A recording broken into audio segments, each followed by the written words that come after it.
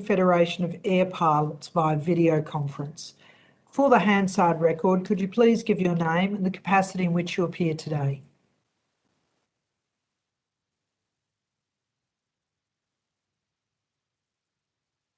You're just on mute, I think.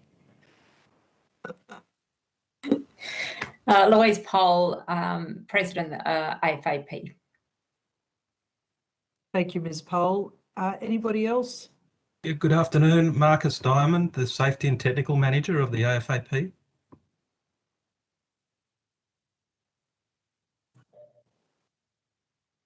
Lachlan Gray, Safety and Technical Officer of the AFAP. Terrific. We've also got Eden Aughey. He's joining in. He's just having some tech issues, so he might be in a minute or two. Are you all right if we start without him? Is Louise, Marcus, is that okay? Yes, Yes, thanks. Perfect, thank you. So I invite you to make a brief opening statement before the committee asks questions. Do you wish to make an opening statement, Ms. Poll? Yes, thanks, Senator. My name's Captain Louise Poll. I'm elected President of the Australian Federation of Air Pilots, the AFAP. I've held this position for nearly 3 years and was previously a Vice President for over 10 years. I'm employed as a regional airline pilot. The AFAP represents over 5,500 pilot members working in major and regional airlines, emergency and aeromedical services, helicopters, general aviation and firefighting services. Provided to our membership include industrial representation and negotiation, safety and technical expertise, including regulatory affairs at international and national levels, welfare services, including access to the preeminent loss of licence insurance fund in Australia. The AFAP believe that the path to the recovery of the aviation industry is directly linked to the vaccination of the Australian population.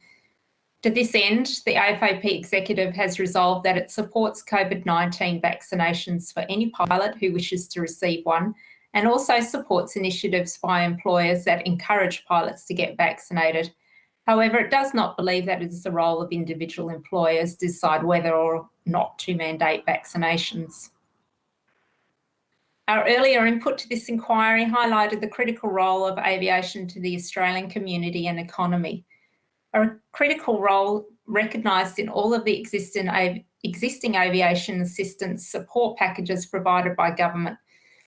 As of now, up to 25% of our pilot members are no longer current and without recent experience that is required to maintain their licences.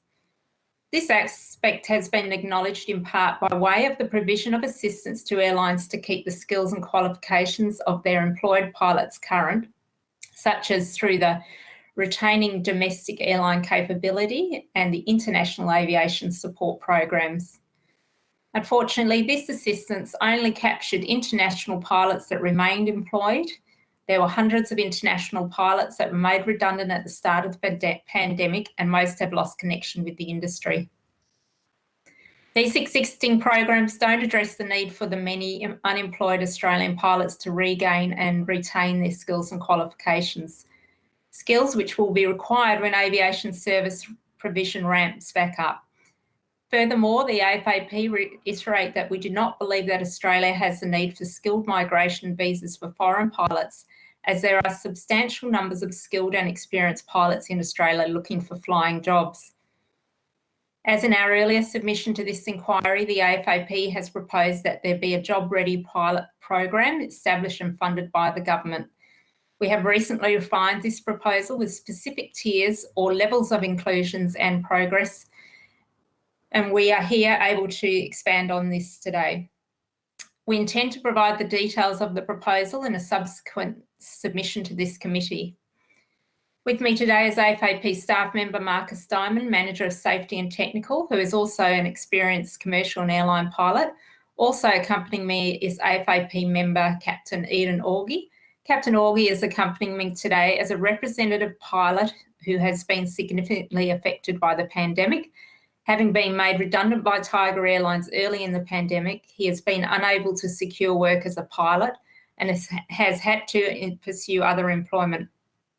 Here's an example of a pilot who has fallen out of the aviation industry who would benefit from a job ready program. Once again, I'd like to thank you for the opportunity to appear today before this committee. Thank you very much, Captain Poll. Senator Sheldon, over to you. Good, thanks very much, Chair. And thank you all for joining us this afternoon.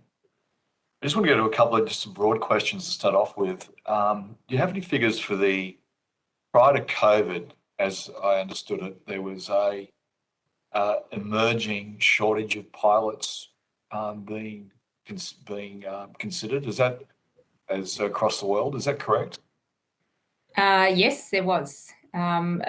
We believed in Australia at the time there was a pipeline, what we called a pipeline blockage. So the one in Australia, we didn't actually have the shortage that was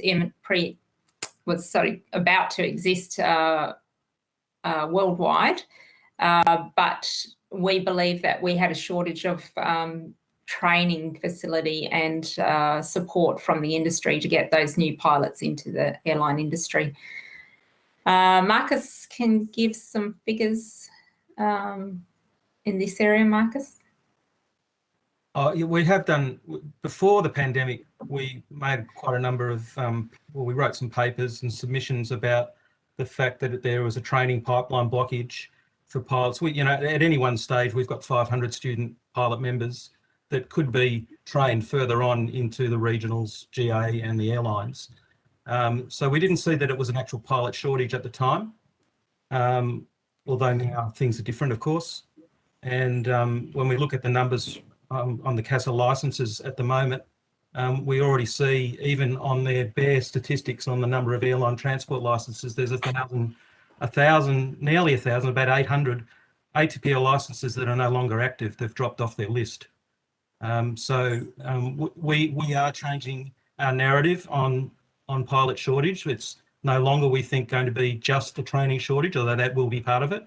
We actually think in the resurgence of aviation, there will be a substantial actual skills and pilot shortage. Is there just the number of pilots that, and maybe you can give me some costs on this as well. And you gave a percentage before. I just wouldn't mind just asking the numbers again, just so I'm clear. The amounts that a typical pilot would need to pay for retraining and ongoing accreditation, and I'm talking specifically about pilots that are being made redundant.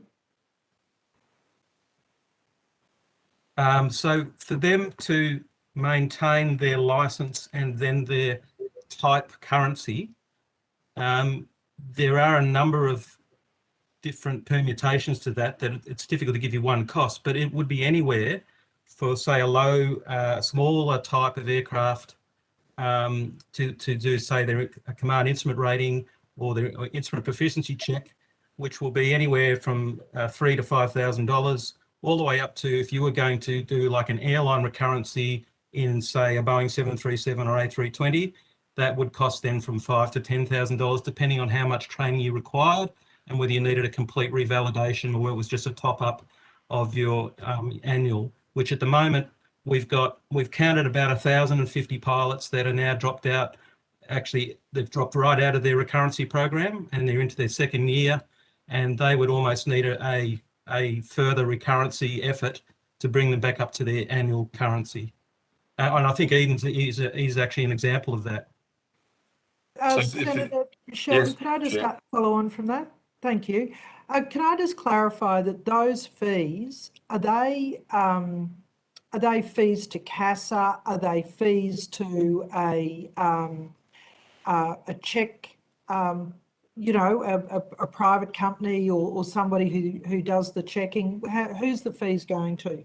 So the majority of the fees go towards the technology that's involved, whether it be an actual aircraft for the lower types or a simulator, which can cost thousands of dollars an hour to run. So that's where the bulk of the money is, but there are definitely CASA fees for the license checks and the check form itself and the processing of it. There are fees in the medicals, the annual medicals. There's a CASA fee, of course, and then there's the fee to the doctor. That's before you even start. And then you're right, there's the fees to the instructors and the check captains involved. And depending on where you're doing it, the simulator may have other training that's around like ground school. You pay probably a much less amount, but money for the software to do the on-ground training for your aircraft type and that sort of thing. Did you want to add anything to that, Eden? If you were looking at getting yourself recurrent, say on the A320?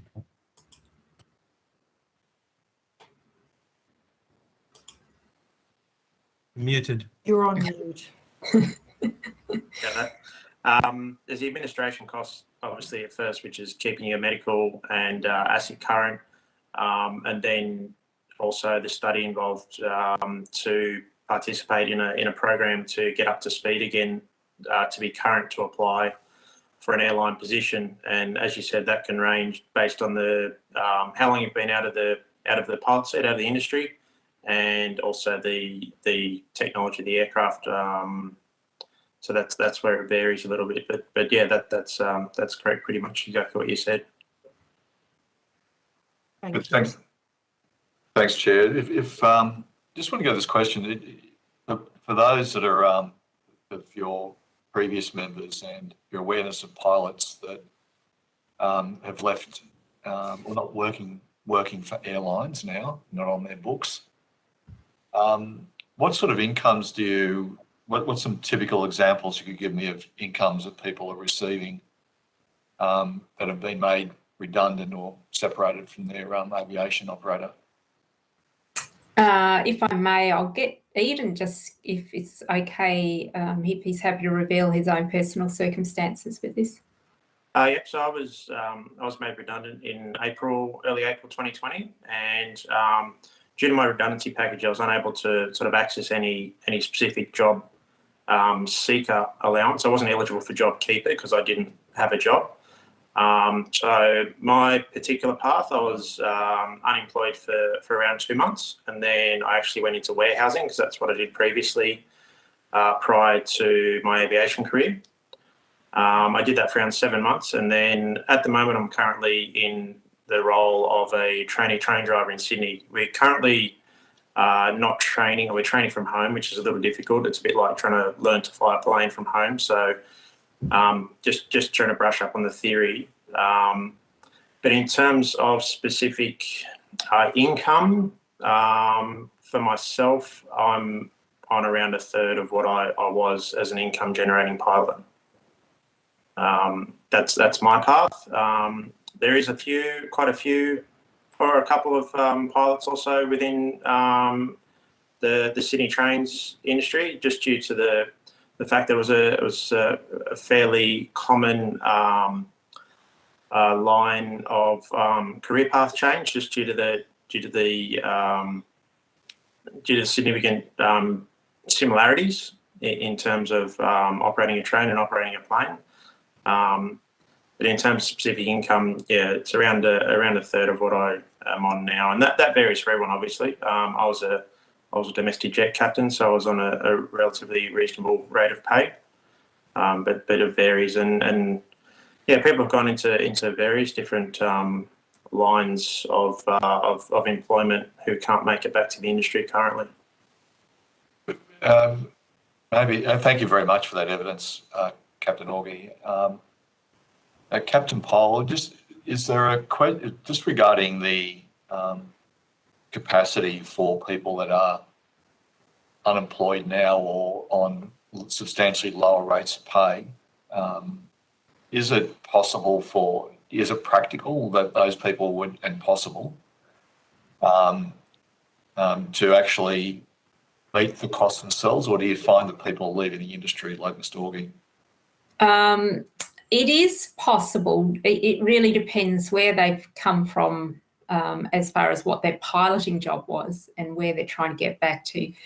But some pilots, particularly, let's take, for example, the Virgin Australia International 777 captains who no longer are flying in that role, may have had income decreases up to around 50%.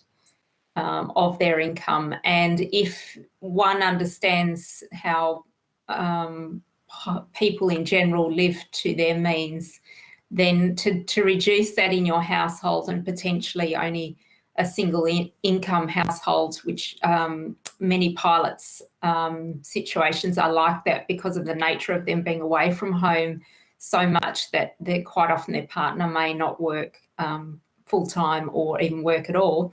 So for single income families to take a hit of potentially 50% of what their lifestyle was dictating, then you will find that, yeah, they don't have the money to be able to invest back into attaining their licences. And once a pilot does get into a big organisation or even a smaller organisation as a commercial pilot, those costs are generally, most of the costs are met by your employer. So things like your medical will come out of your pocket, but most of the other significant training costs and the time that's allocated to that training as paid time will be paid by the employer. So it goes to, in the case of just following through on the final part of your evidence then, that the licensing fees are paid for CASO by the airline?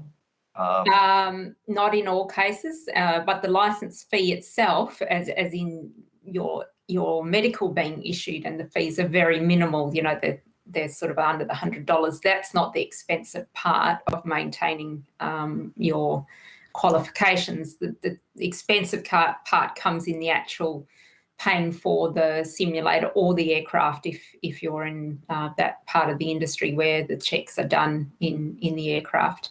And they will all be in the thousands of, and some of the tens of thousands, depending how big the aircraft is that you fly. Yeah, you've put a proposal called Job Ready Pilots to the department. Could you elaborate on what that is? I'll get Marcus to go. He's got all the statistics with him, and we certainly will have that explained. Thanks, Marcus. So pretty much is as it sounds. It's for pilots that have fallen out. We did a version 1 last year to try and convince the government to keep the cohort of pilots that are no longer working, to keep their skills maintained so that they didn't degrade beyond a year, and we could do, say, a quarterly recurrency for those pilots, which is a normal airline practice to keep a pilot in good skills maintenance. So we've now refined that to where we see that we've now got over 1,000 pilots that have dropped out of their annual currency, and there's a kind of tiered version we're working on, we have worked on, where you would feed, depending on their lack of skill, if you like, where you would feed them into a program to bring them up to a stage where they are competent again on the equipment that they were before the pandemic. Does that make a lot of sense? That's very helpful. Thank you.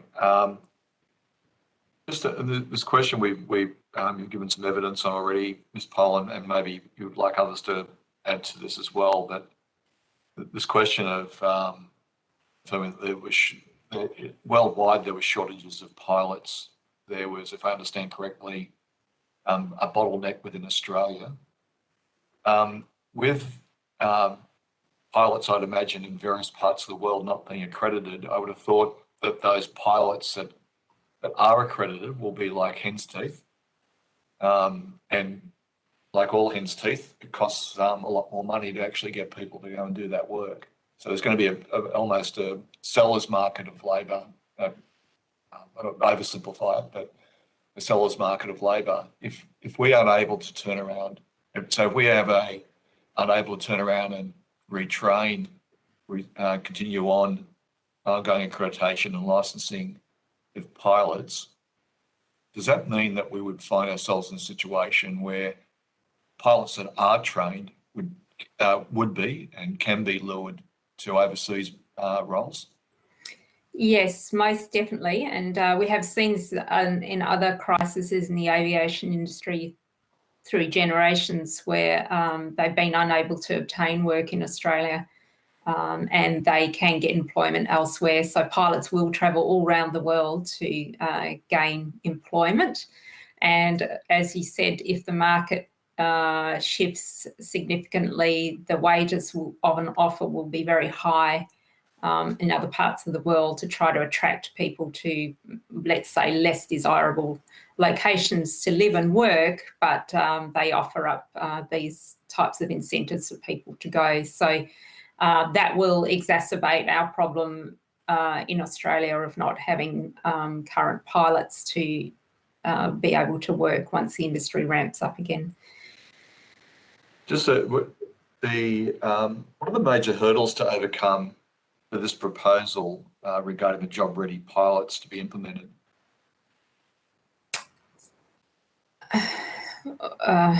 Marcus, you might want to start with this. Approval to do it.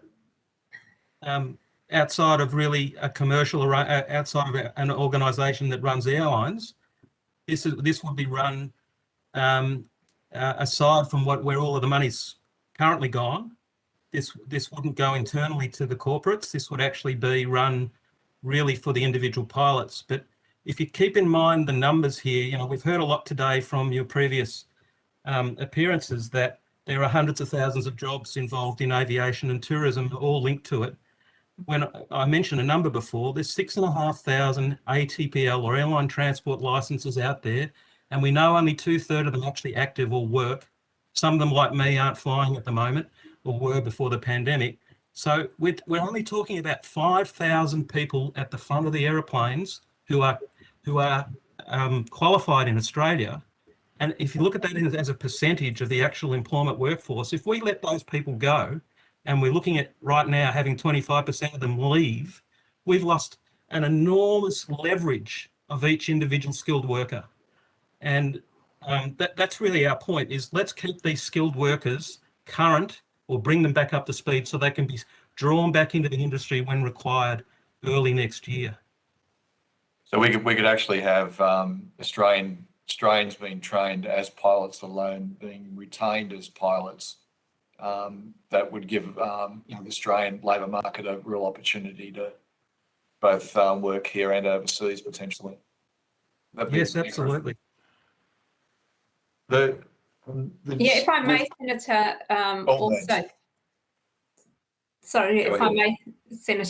also to add to that is that we are in the situation that if the international borders open and when projected to, and then when the state borders open and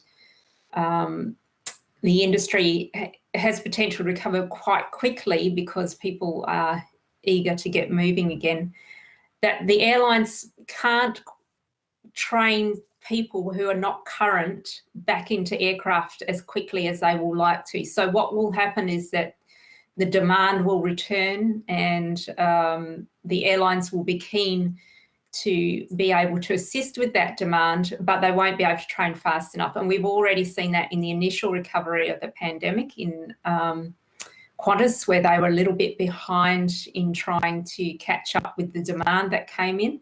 And that was those pilots that were still attached to the airline. Now we're talking about the pilots who are actually unemployed at the moment and they're not attached to a company. So they have to come in from, as Eden's in the position, they've been out of flying for over a year. It takes a lot longer for them to train, and the airlines will struggle to be able to meet that demand just purely by the availability of simulators and training staff and aircraft. Just a final question from me. I do have some more of this time, but we received evidence earlier today by the Australian Aviation Ground Handlers Industry Alliance, Transport Workers Union, and the Australian Services Union that planes may be grounded over the Christmas period and into next year because of outsourced ground staff being excluded from the RDAC support payments. Would that be concerning for your members as well? Ms. Poll. I don't think we've got a different issue. Ours is yes. Mainly driven by the fact that pilots can't stay engaged with their job and their role if they're not working in the industry because they simply can't afford it. So I don't think we're facing quite the same battle as the ground handlers will be. So. I was asking a more sort of general question. If there are shortages of pilots, obviously there's consequences you've spoken about in your team today. What in the circumstances if there's shortages of of staff to actually below the wing to carry out work as well. Are you concerned that they're saying that that below the wing will impact pilots being re-employed above and others above the wing? Yes, and in fact it will. Yes, I totally agree with that. If there is not support for the aircraft function and to support the crew that are operating on board the aircraft, then there is no work for the crew on board the aircraft. So yes, very much so. Back to you, Chair. Thanks for your time. I have some more questions if there's time, but thank you to everybody. Thanks, Senator Sheldon. We just have 5 minutes to go. I thank you. You've put forward quite a comprehensive discussion. And so I guess where we're at is a balance between costs incurred privately through check captains and access to equipment as well as CASA charges. So we've taken careful note of all of that. Can I just ask you a broader question about vaccinations? And you did touch on it at the beginning, but I have been asking all of the witnesses today about their views on how we move towards reopening and vaccination levels. Do you have any commentary to make around that we could take on board as far as, vaccine passes? We've had discussion earlier today about which vaccines are going to be acceptable in different countries. Have you given any time to that, or is it something you'd rather leave to others to comment?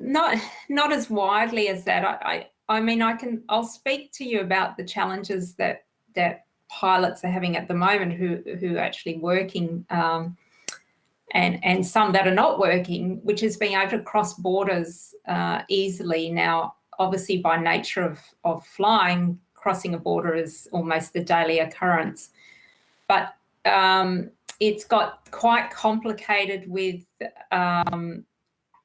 the requirements in each state, whether you are or aren't vaccinated, as to whether you can go across there or you can't go across, and whether when you do go across, you're going to get stuck there because the border requirements change while you're there, and pilots very much fear that happening to them, are reluctant to even go to simulator trainings in other states because they're concerned for that.